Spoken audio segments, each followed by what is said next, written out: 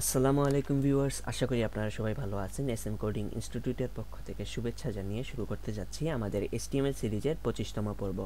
আজকের পর্বে আমরা আলোচনা করব ব্লক এবং ইনলাইন এলিমেন্ট নিয়ে। তো চলুন শুরু করা যাক আমাদের আজকের এই ভিডিওটি। তো ব্লক এবং ইনলাইন এলিমেন্ট জিনিসটা কি? আমি আগেই বলছিলাম যে ট্যাগ হচ্ছে দুই প্রকারের, একটা হচ্ছে ব্লক টাইপ ট্যাগ এবং একটা হচ্ছে ইনলাইন ট্যাগ। তো ওই জিনিসটাকেই মেইনলি ব্লক এলিমেন্ট এবং ইনলাইন এলিমেন্ট বলে, এটা আমরা এখন দেখব। তো আমি একটা ফাইল তৈরি করে রাখছি index.html নামে। এটাকে আমরা সাবলাইম টেক্সটে ওপেন করলাম এবং আমরা এখানে একটা টাইটেল দিই ব্লক ইনলাইন।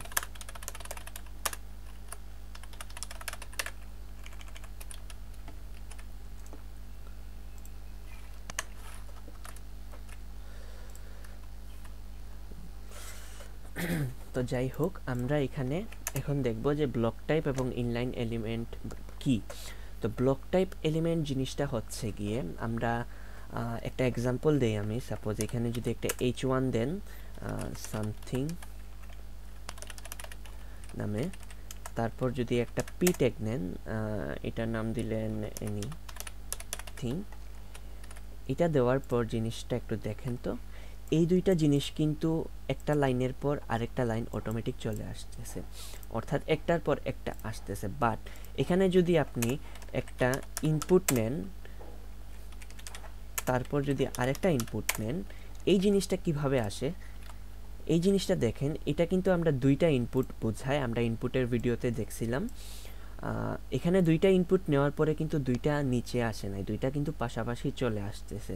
তো এইটার মেইন কারণ হচ্ছে গিয়ে ইনপুট হচ্ছে একটা ইনলাইন এলিমেন্ট বা ইনলাইন ট্যাগ, এবং এই যে h1p আছে এগুলা হচ্ছে একটা ব্লক টাইপ ট্যাগ, বা এটাকে ব্লক টাইপ এলিমেন্ট বলা হয়।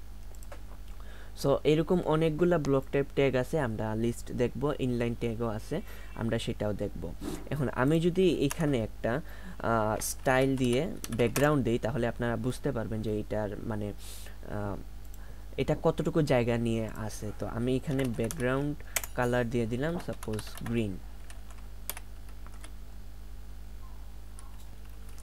সো এটাকে সেভ দিয়ে আমরা যদি এখানে দেখি, এই যে দেখেন, এই যে h1 ট্যাগটা দেখতেছেন যেখানে আমরা সামথিং লিখে রাখছি, এই জিনিসটাকে আমি ব্যাকগ্রাউন্ড কালার দিছি এবং এটা কিন্তু ফুল ব্যাকগ্রাউন্ড পেয়ে যাচ্ছে।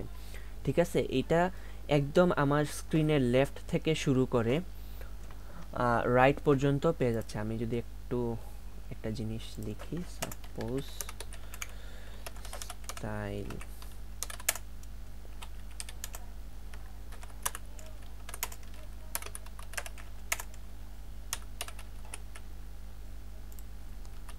দেখেন এই জিনিসটা কিন্তু একদম আমার লেফট থেকে শুরু করে রাইট পর্যন্ত যা আছে সব কিছু নিয়ে নিছে।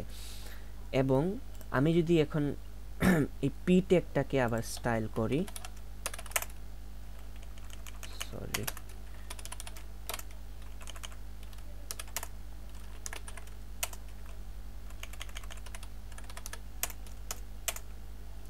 এটাকে দিলাম রেড। এখানে দেখেন এটা কিন্তু যে মানে গ্রিন এবং রেড কালারের যে ব্যাকগ্রাউন্ডটা দিছি, এটা কিন্তু একদম লেফট থেকে রাইট পর্যন্ত চলে গেছে, বিস্তৃত এই জিনিসটা। এখন এটাই হচ্ছে মেইনলি ব্লক টাইপ ট্যাগ। আমরা অনেক সময় কয়েকটা জায়গায় দেখছিলাম যে h1 ট্যাগের পর বিআর ইউজ করতে। আমরা জানি বিআর কেন ইউজ করা হয়, বিআর ইউজ করা হয় লাইন ব্রেকের জন্য। তো এমনি যদি কিছু নামাইতে চান তাহলে এটার কোনো প্রয়োজন নেই, কারণ আমরা h1 বা h1 হেডিং এলিমেন্টের পরে, হেডিং ট্যাগের পরে যে কোনো কিছু দিলেই সেটা কিন্তু ওইটার নিচে পাবে। ঠিক আছে, এখন এই বিআরটা যদি জাস্ট ইউজ করেন তাহলে এখানে একটা গ্যাপ তৈরি হবে আর নাথিং এলস। তো এটাকে একটু সেভ দেন, এখানে দেখেন একটা গ্যাপ তৈরি হয়েছে। আচ্ছা, এই গ্যাপটা থাকুক, বাট একটা জিনিস, আপনি যদি কিছু নামাতে চান তাহলে বিআর ইউজ করার প্রয়োজন নেই। কোনো ব্লক টাইপ ট্যাগের মধ্যে আপনার বিআর ইউজ করা লাগবে না। বাট এখানে যদি আপনি বিআর ইউজ করেন তাহলে এটা কিন্তু নিচে নেমে যাবে। এখানে দেখেন আমরা আগেই বলছি এই জিনিসটা, আরেকটা বিআর ইউজ করেন তাহলে দেখবেন এটা আরেকটু নিচে নেমে গেছে, দুইটা ইনপুটের মধ্যে কিন্তু ফাঁকা জায়গা রয়ে গেছে। তো এটাই হচ্ছে mainly block type tag. Block type ট্যাগগুলা অল টাইম উইথ 100% থাকে, এখন অনেকেই মানে বলে থাকেন যে সিএসএস এর পার্টে যে ডিসপ্লে যখন আমরা ব্লক দিয়ে দিই তখন উইথ 100% কাজ করে না, এটাই হচ্ছে গিয়ে মেইন প্রবলেম। কারণ ডিসপ্লে যদি আপনি ব্লক দিয়ে দেন তাহলে সেটার উইথ অটোমেটিক 100%ই থাকবে, এটা অন্য কিছু কাজ করবে না। আমরা সিএসএস এর পার্টে গেলে এই জিনিসগুলো আরও বোঝার ট্রাই করব।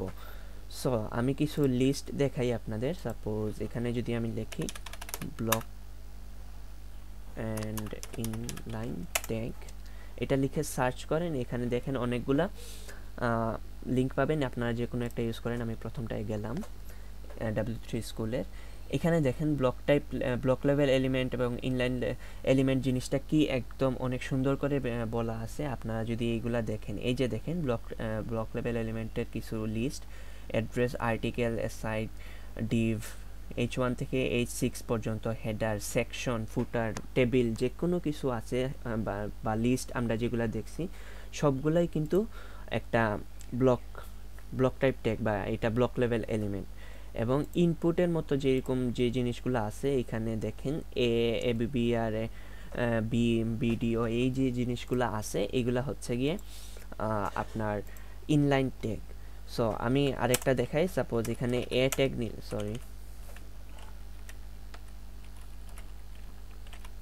একটা এ ট্যাগ নিলেন, এখানে দিলেন HTTPS,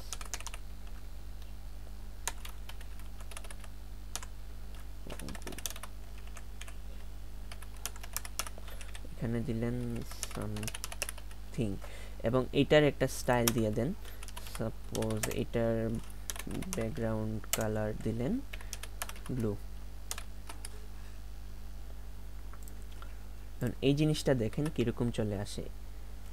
এই যে দেখেন আমাদের যে এই যে, আচ্ছা সামথিং কথাটা শো করতেছে না,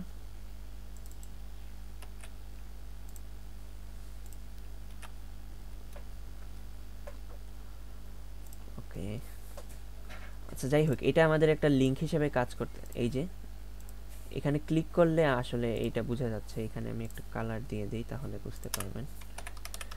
কালার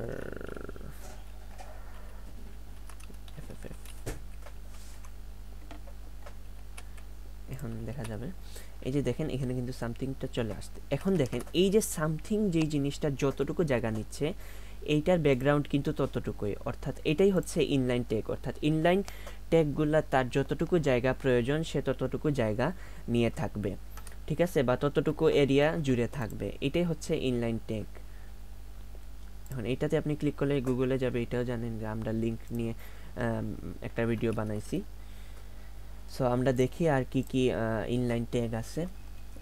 এখানে দেখেন এ আছে, বাটন আছে, ইনপুট, স্যাম্প, সুপার টেক্সট এর জন্য আমরা যেটা ইউজ করছি, তারপর script, text area, time, select, level, এই সবগুলো আমরা দেখছি। এইগুলো কিছু কিছু আছে যে এত বেশি ইউজ করা হয় না, বাট তারপরে আপনারা ইউজ করে দেখবেন। স্ট্রং, সাব, কিউ, আইএমজি, এই সব জিনিসগুলো আমরা কিন্তু দেখছি। এখন আমি একটা আইএমজি ট্যাগ নিয়ে দেখাই, ইমেজ,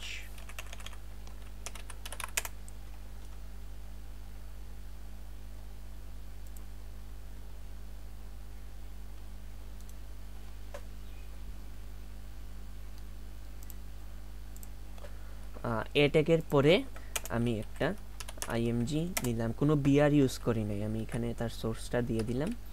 এখন দেখেন জিনিসটা কীরকম আসে।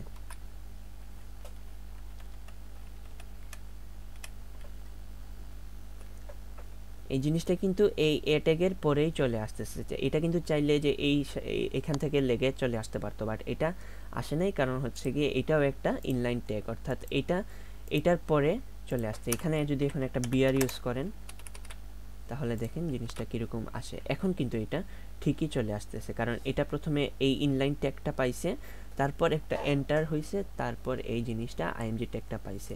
এখন এটাকে যদি আপনি ইন্সপেক্ট করেন, দেখেন আইএমজিতে যখন আমি মাউসটা নিছি জাস্ট ইমেজ যতটুকু আছে ততটুকুই কিন্তু সে দেখাচ্ছে। এখন আপনি যদি H1-এর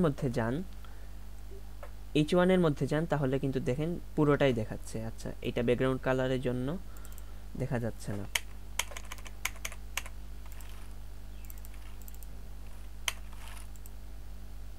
এখন দেখেন এটা কিন্তু পুরোটা পুরো এরিয়া জুড়েই চলে আসতেছে।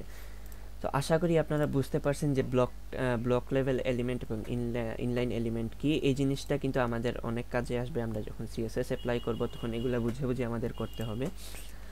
সো আমরা নেক্সট ভিডিওগুলো থেকে সিএসএস এর পার্ট শুরু করব, এবং আপনাদের এই পুরো সিরিজে যদি কোনো ভিডিওতে প্রবলেম থাকে আপনারা নিচে কমেন্ট করে জানাবেন, এবং আমি নেক্সট ভিডিওগুলোতে হয়তো কমেন্টে সেই রিপ্লাইগুলো দিতে পারি। সো ভালো থাকেন, সুস্থ থাকেন, দেখা হচ্ছে নেক্সট ভিডিওতে। টিল দেন, আল্লাহ হাফেজ সবাইকে।